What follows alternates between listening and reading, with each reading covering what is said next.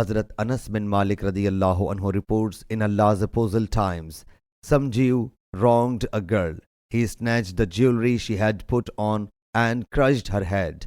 So the member of her family brought her to Allah's apostle sallallahu alaihi wasallam while she was nearing her and was quiet. So Allah's apostle sallallahu alaihi wasallam said to her, "Who has killed you? So and so."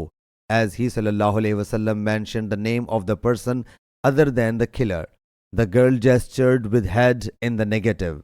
The reporter says he sallallahu alaihi wasallam, again uttering the name of a person other than the killer, asked, but the girl negated with gesture. Third time, the Prophet sallallahu alaihi wasallam, pronouncing the name of the killer, asked whether so and so had killed you. The girl whereupon gestured approvingly. So Allah's Apostle sallallahu alaihi wasallam issued orders, and that Jew's head was crushed in between two stones. Sahih Bukhari, Hadith number 5295.